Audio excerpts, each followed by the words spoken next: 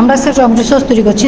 সসটা তৈরি করার জন্য আমরা এখানে 5 থেকে 6টা মানে আধা কেজি টমেটো আমি 4 ফালা দিয়ে নিয়েছি এবং সাথে একটা পেঁয়াজ নিয়েছি, আদা, রসুন এবং শুকনো মরিচ, এই লবণ, এই 4টা জিনিস দিয়ে 4-5টা জিনিস দিয়ে আমরা এখানে সেদ্ধ করে নিয়েছি, কড়াইতে সেদ্ধ করে নিয়েছি। সেদ্ধ করে যখন সেদ্ধ হয়ে গেছে আমরা বাটিতে তুলে নিলাম। এখন এটাকে ব্লেন্ডার করব। ব্লেন্ডার করার পরে এটাকে আবার চুলায় জাল করব অন্যান্য ইনগ্রেডিয়েন্টস দিয়ে। আচ্ছা, এটার মধ্যে আমরা কড়াইতে আগে দিয়ে দিচ্ছি চিনিটা দিয়েছি আমি হাফ কাপের কম। আর পরিমাণটা আমি আপনাদেরকে 1 কেজির পরিমাপটা বলে দিচ্ছি, তাহলে আপনাদের জন্য সুবিধা হবে। এটা তো আমি আমার মতো করতেছি।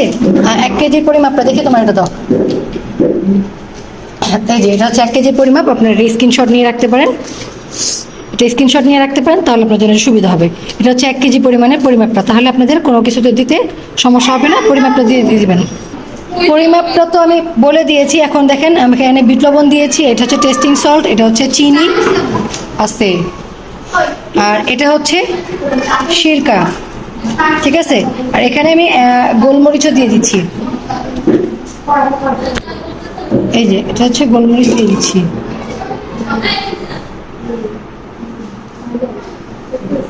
এই যে গোলমরিচ দিয়ে দিচ্ছি। আচ্ছা, এটাকে একটু টক করার জন্য আমরা তেঁতুলের কাঠটা দিব, কিন্তু আমি তেঁতুলের কাঠ এখানে দিচ্ছি না, আপনারা তেঁতুলের কাঠটা দিয়ে নেবেন। পরিমাপটা এখানে দেওয়া আছে।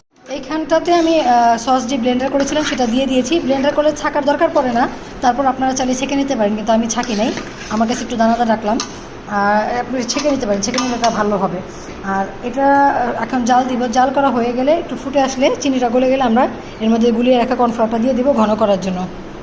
আমি এখানে 1 ফোঁটা রং দিয়ে দিচ্ছি কালারের জন্য, এটার কালারটা যেন সুন্দর আসে, যার কারণে বাস 2 ফোঁটা রং দিয়ে দিলাম। অসম্ভব একটা কালার এসেছে, দেখেন একটু আগে ভিডিওতে কেমন দেখছেন আর এখন কেমন দেখতেছেন। অসম্ভব একটা সুন্দর কালার আসছে। আমি এটার মধ্যে এখন এই যে বলক আসছে, তার মানে আমার চিনিটা গলে গেছে।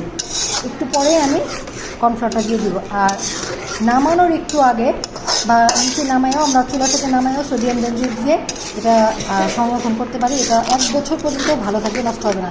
কিন্তু সোডিয়াম বেঞ্জিন দিয়ে সেক্ষেত্রে, আর না হলে এটা শুধু নষ্ট হয়ে যাবে। এটা তরকারি যেমন এই টাইপের, এখন এটা প্রিজারভেটিভ নাই, এই জন্য এটা নষ্ট হয়ে যাবে।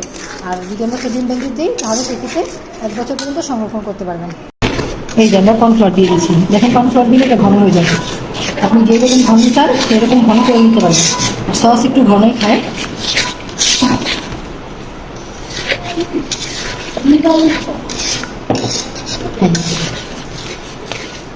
ঠিক হয়ে গেছে।